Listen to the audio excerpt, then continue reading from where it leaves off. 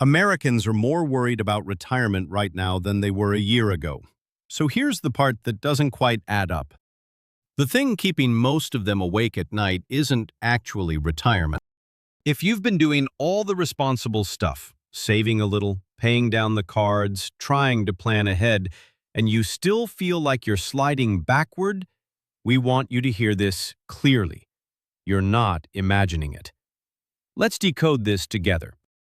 Here's the question worth sitting with for the next few minutes. If people are this scared about a retirement that's decades away, why is the real emergency landing right now, this month, in their checking account? Stick with us because the answer changes what you'd actually do about it. Let's start with what just came out. Every year, a research group called the Employee Benefit Research Institute surveys workers about how prepared they feel for retirement. Think of them as the people who take the country's financial temperature once a year. This year, the temperature dropped.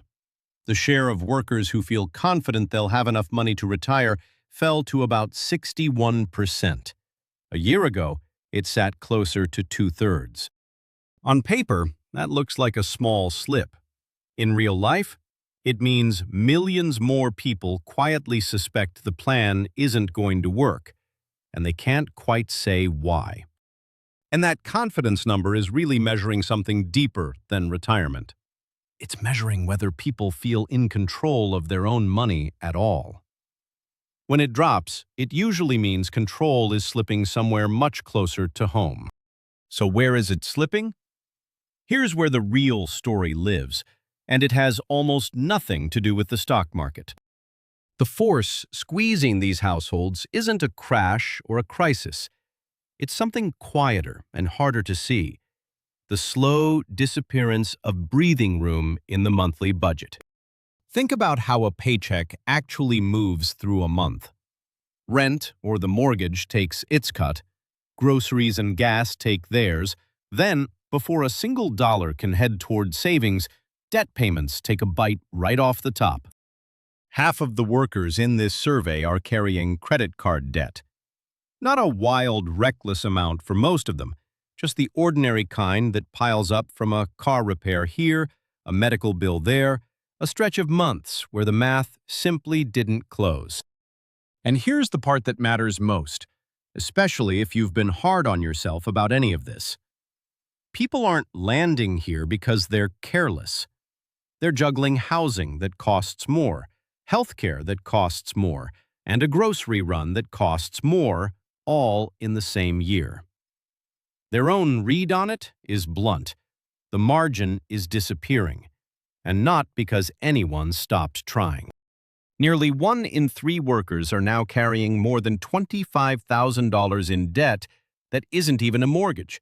That's a car loan, a couple of cards, and maybe a student loan, all pulling in the same direction at once.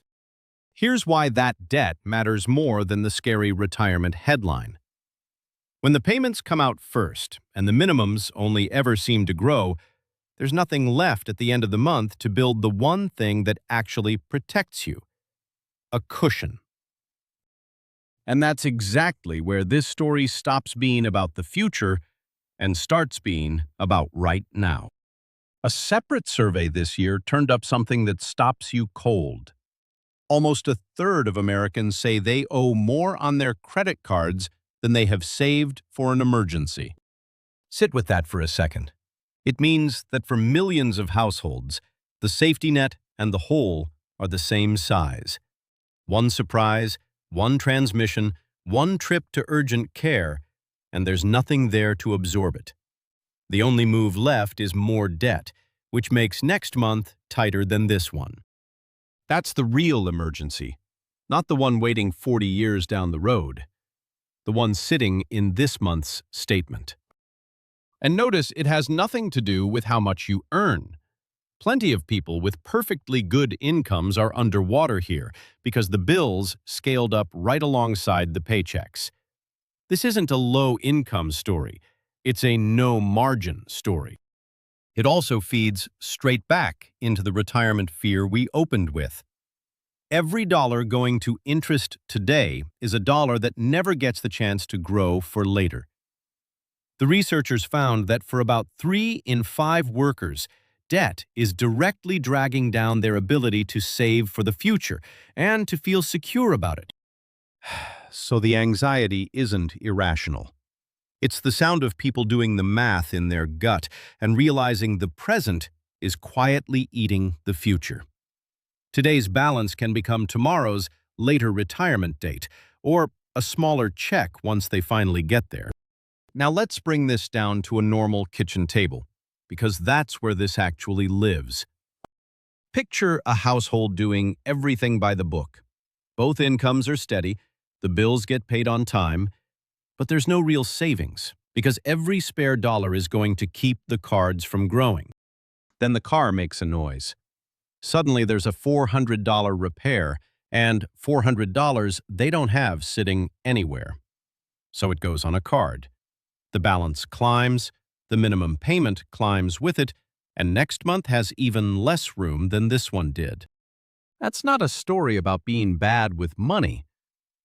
It's a story about having no margin, and margin is the whole game. So here's the move, and it's smaller than you'd expect. The fix isn't saving some fortune you don't have. It's building the first little wall between you and the next surprise. Pick a starting target of $500 to $1,000. Not your whole emergency fund, just the first brick of it. Then open a separate high-yield savings account, which is really just a normal savings account that pays you a little more and lives somewhere you won't accidentally spend it. Then automate the thing. Set up a transfer for payday, even if it's only $25 or $50, small enough that you barely feel it leave, and automatic enough that you don't have to find fresh willpower every 2 weeks. Here's what changes when that buffer exists, even a small one. The next surprise stops being a setback and becomes an annoyance. Same broken car, completely different feeling, because you're paying a repair shop instead of borrowing from a future you were already worried about. Now here's what we're keeping an eye on from here. First, check your own number this week. It takes about 5 minutes. Open your banking app, look at your total card balance, then look at your emergency savings. Whichever one is bigger tells you which fight comes first. This isn't to make you feel bad, it's to tell you where to aim. Second, watch the rates those high-yield savings accounts are paying. They've been unusually generous lately, and that won't last forever. So a buffer you build now is doing a little extra work for you while it just sits there. And third, watch the next rounds of this kind of data as they roll out, because the real story underneath all of it is the gap between what households earn and what life actually costs. This one is still developing, and we'll be keeping a close eye on it. So here's the single habit to take with you. Don't wait until you feel ready to start saving, because that day has a way of never quite arriving. Automate one small transfer this week before the money gets a chance to turn into something else. A buffer you never have to touch is still doing its job just by existing. Quick reminder, everything we cover on Decoded Money is for educational purposes only. None of this is financial advice, and we're not licensed financial advisors. Before you make any money moves, do your own research and talk to someone who knows your specific situation. If this was useful, hit subscribe. We do this every week. That's the Decode for this week. We'll see you in the next one.